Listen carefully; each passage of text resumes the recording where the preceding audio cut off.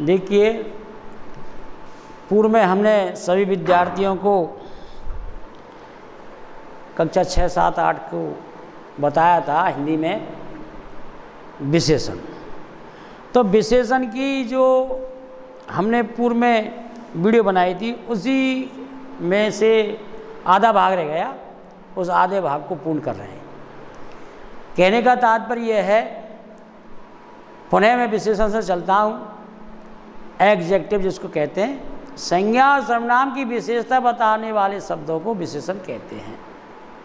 संज्ञा तथा सर्वनाम की विशेषता बताने वाले शब्दों को विशेषण कहते हैं। और उसके अंदर हम सार्वनामिक, गुणवाचक, संख्यावाचक, ये सभी के और इनके भेद को निश्चित संख्यावाचक, अनिश्चित संख्यावाचक और परिमाणवाचक, इनके भेद की बता चुके थे। और ये भी बता चुके थे कि संख्यावाचक के 3 भेद और फिर निश्चित संख्यावाचक के भी हम बता चुके थे। क्रमवाचक है, समूहवाचक, ये हम बता चुके थे। लेकिन अब हम चलते हैं विशेषण की अवस्था। ठीक है, तो अब हम विशेषण की अवस्था पढ़ा रहे हैं। बात ये है, आप पूर्व की बात को छोड़ें, लेकिन अब हम विशेषण की अवस्था आ गई है, तो इसी से संबंधित चैप्टर तो वही है, लेकिन जो पढ़ाना है अब इस समय हमको विशेषण की अवस्थाएं पढ़ानी है। तो विशेषण की पहली अवस्था है मूल अवस्था, दूसरी अवस्था है उत्तरावस्था और तीसरी अवस्था है उत्तमा अवस्था। 3 अवस्था विशेषण की होती है। ठीक है, तो ये सभी विद्यार्थी इसको याद कर लें कि विशेषण की 3 अवस्था होती हैं। मूल अवस्था, जिसको हम अंग्रेजी में कह सकते हैं पॉजिटिव डिग्री। उत्तरावस्था, जिसको अपन अंग्रेजी में कह सकते हैं कंपैरेटिव डिग्री। और उत्तमा अवस्था सुपरलेटिव डिग्री।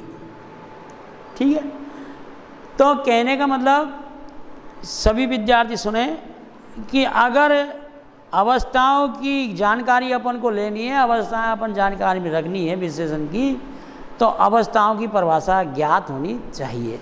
वाक्य में अवस्थाएं कैसे कैसे लगती हैं। ठीक है, उसका रूपांतर समझा रहे हैं। क्यों विशेषण में, ये विशेषण के प्रश्न में ये भी पूछ लिया जाता है, विशेषण की परिभाषा भी पूछ ली जाती है, विशेषण शब्द भी पूछ लिया जाता है और कुछ भी पूछा जा सकता है। तो कहने का तात्पर्य परिभाषा क्या, मूल अवस्था की। सुनिए आप, मूल अवस्था किसे कहते हैं। पहली बात है मूल अवस्था। मूल अवस्था में विशेषण व तुलनात्मक रूप नहीं होता। मूल अवस्था में विशेषण में तुलनात्मक रूप नहीं होता। ठीक है, तुलनात्मक रूप नहीं होता, इसलिए केवल इसकी अवस्था सामान्य रूप से अपने विशेषताओं को प्रकट करती है। इसकी अवस्थाएं सामान्य रूप से विशेषताओं को ही प्रकट करती हैं, इसलिए इसकी किसी तुलना वरना कुछ नहीं है। ये मूल बात होती है। मूल माने जड़ अवस्था जो होती है, एक ही अवस्था रहती है जो अपनी विशेषताओं को प्रकट करती है, ये मूल अवस्था है। जैसे उदाहरण के तौर पर देखें, सूर्य तेजस्वी है। ठीक है, अब यहाँ में इस वाक्य में खा किसी से तुलना की है, सूर्य से कोई तुलना कर सकता है क्या? और सूर्य की कोई बात ही अलग ही है, तो ये तो तेजस्वी है, इसे कोई स्पर्धा भी नहीं कर सकता। तो सूर्य अपने आप में तेजस्वी है, ये मूल अवस्था है उसकी। ये कभी भी अपनी छवि को खुद ही प्रकट करता है, तो ये मूल अवस्था हुई, सूर्य तेजस्वी है। अगर मान के चलो ये नहीं, अपन जो कहते हैं दूसरा उदाहरण, सावित्री सुंदर, ठीक है, सुंदर लड़की है। तो सावित्री की ये मूल अवस्था है सुंदर होना। सावित्री नाम की कई लड़की होती हैं, लेकिन सुंदर एक सावित्री नाम विशेष रख दिया तो सावित्री एक सुंदर लड़की है। ये सुंदर होना उसकी मूल अवस्था है, ये विशेषण है। ये तेजस्वी होना विशेषण है। बात ये है, तो जहाँ मूल बात है वो है मूल अवस्था की। चल रहे अपन विशेषण, तो मूल बात है विशेषण की। तो ये तेजस्वी और सुंदर मूल अवस्था में आ गया। तो ये तो हुई मूल अवस्था, जो पहली अवस्था है, जिसको कहते हैं पॉजिटिव डिग्री। ठीक है, साधारण वाक्य तरीका से लिख देंगे तो आप कोई भी उदाहरण बना सकते हैं, ऐसी कोई बात नहीं है। उदाहरण और भी आ सकते हैं, जैसे चंद्रमा, ठीक है, चंद्रमा तेजस्वी है, चलो जो लिख दें तेजस्वी है, तो वो तेजस्वी है, तेजस्वी है। कोई विशेषता बता देंगे, जैसे ही कुत्ता काला है, तो काला भाई विशेषता है,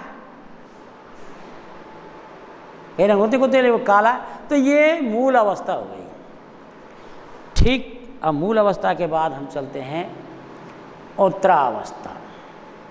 ठीक है, ये विशेषण की मूल अवस्था हो गई। अब चलते हैं उत्तरावस्था। ये पहली के बाद दूसरी है उत्तरावस्था। उत्तरावस्था में क्या है? उत्तरावस्था किसे कहते हैं?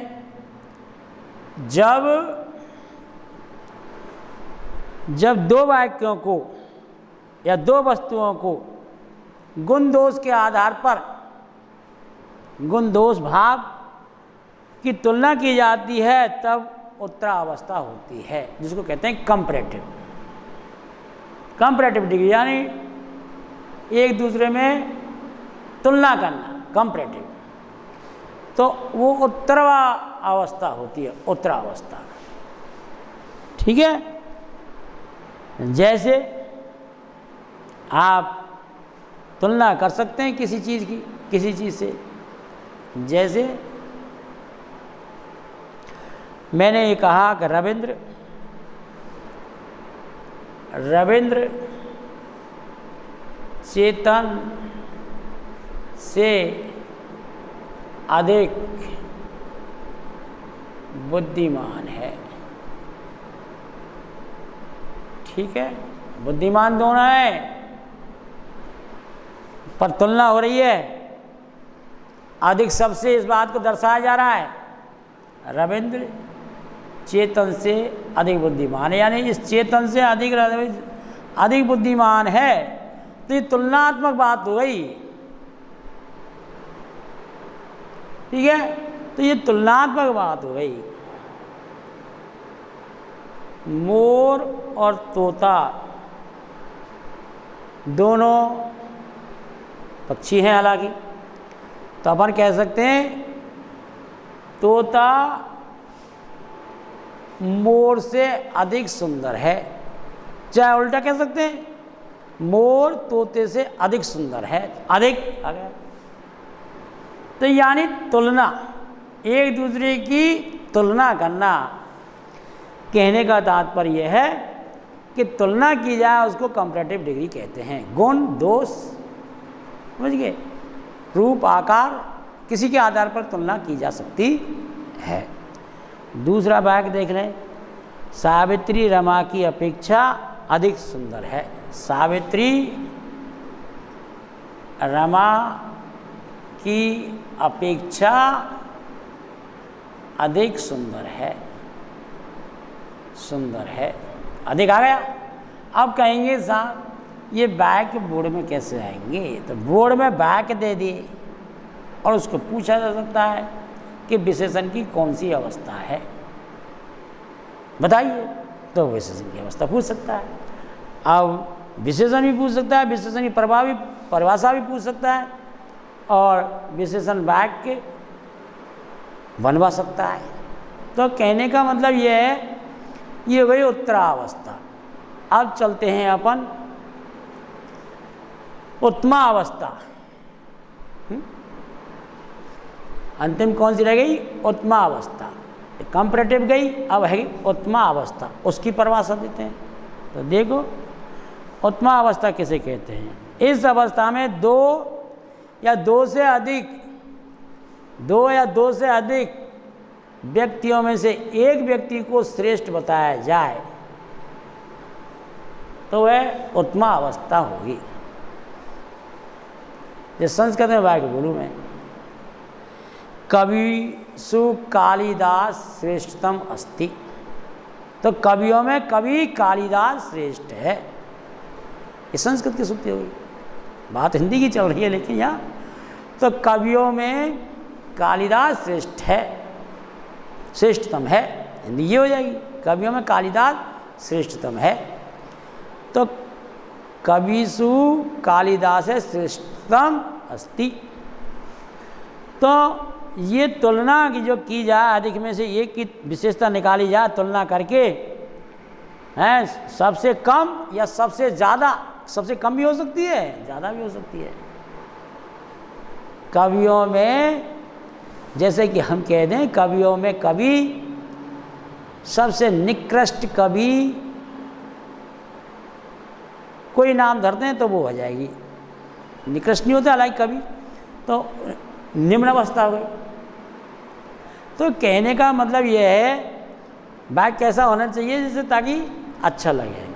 तो निम्न स्तर की भी पहचान हो सकती है, उच्च स्तर की हो सकती है। पंजाब में जैसे हमने लिखा उदाहरण, पंजाब में अधिकतम गन्ना होता है या चावल होता है, कुछ लिख दें, होता है अधिकतम, ठीक है, अधिकतम। और या अन्न होता है, कुछ लिख दीजिए, गन्ना लिख दिया, अन्न लिख सकते हैं, अन्न होता है, पंजाब में अधिकतम अन्न होता है। दूसरा लिखते हैं अपन संदीप, संदीप बालक है, निकृष्टतम,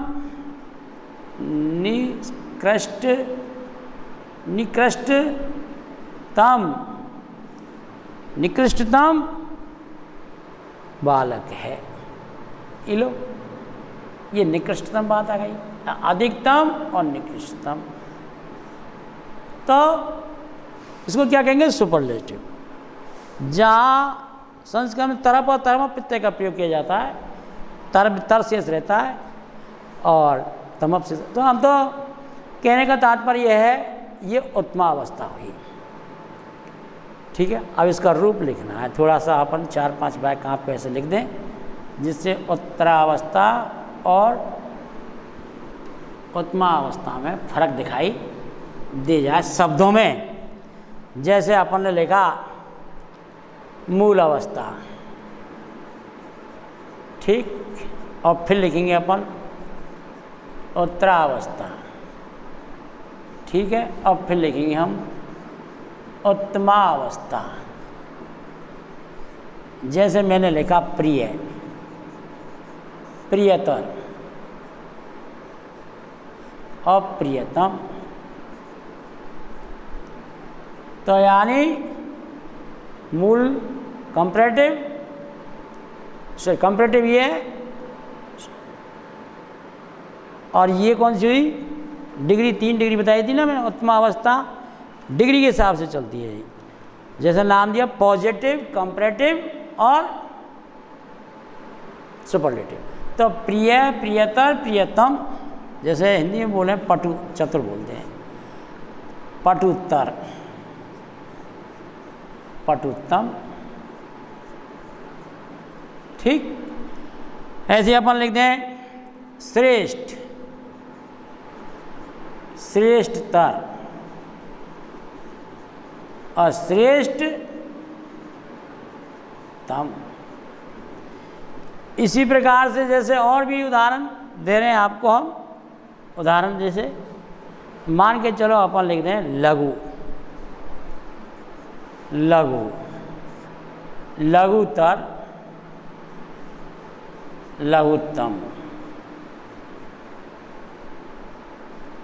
पवित्र, पवित्रतर, पवित्रतम, ठीक है। तो कहने का मतलब ऐसे कई उदाहरण हो सकते हैं, जिन शब्दों को बोलेंगे आप उसी हिसाब से, सुंदर, सुंदरतर और सुंदरतम, अलग अलग रूपांतर हुआ। और भी शब्द दे सकते हैं, उत्कृष्ट, उत्कृष्ट, उत्कृष्ट, उत्कृष्टतर और उत्कृष्ट, उत्कृष्टतम, उत्कृष्टम तम। तो कहने का मतलब पवित्र, पवित्रतर, पवित्रतम, श्रेष्ठ, श्रेष्ठतर, श्रेष्ठतम, यानी उत्तरावस्था की विशेषता, मूल अवस्था की विशेषता और मूल अवस्था की, ये सभी विशेषता मैं आपको बताई, इनमें ये परिवर्तन होता है। ये बात हुई अवस्था की। अब अपन मानिए चलो कल्पना कीजिए कि संज्ञा से अपन को विशेषण में लाना है शब्द को, ठीक है। संज्ञा से शब्द को विशेषण में लाना है। हमने दे दी संज्ञा और आपसे लिख दें इस संज्ञा शब्द को विशेषण शब्द में परिवर्तन कीजिए। संज्ञा शब्द को, विशेषण ही तो पढ़ा रहे हैं ना, तो संज्ञा शब्द को विशेषण में परिवर्तन कीजिए।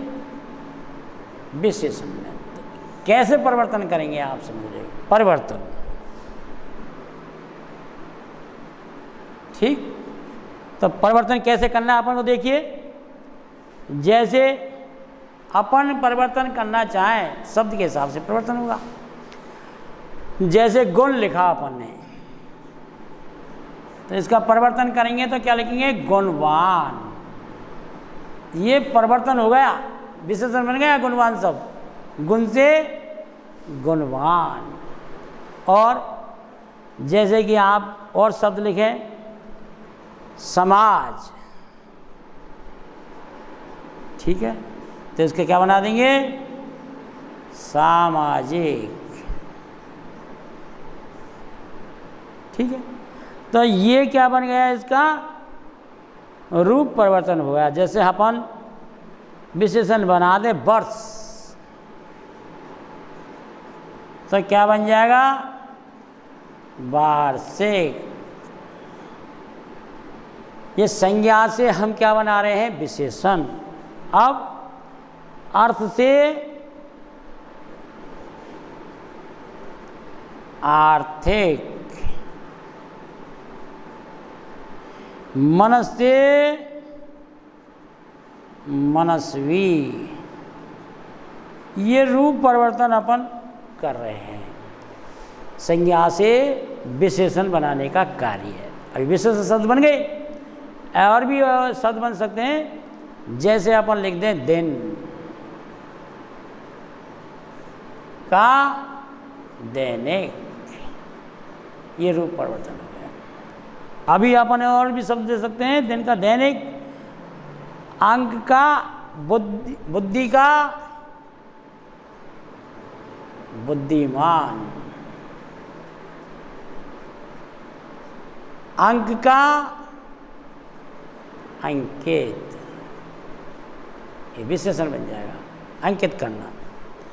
तो ये कहने का मतलब है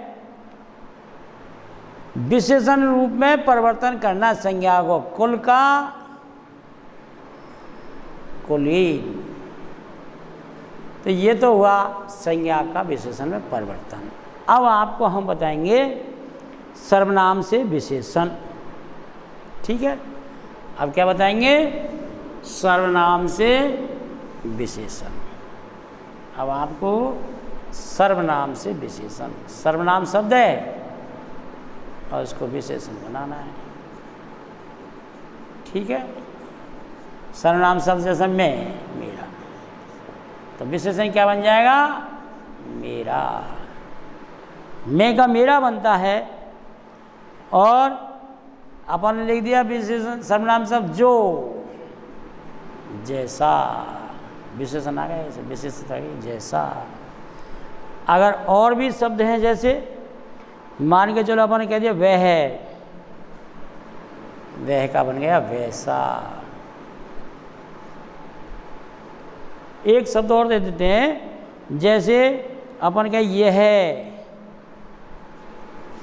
ऐसा, इसकी विशेषता हो जाएगी ये विशेषण, तो ये सर्वनाम से विशेषण है। कहने का तात्पर्य यह है कि हमने आपको आज विशेषण की अवस्थाएं समझाई।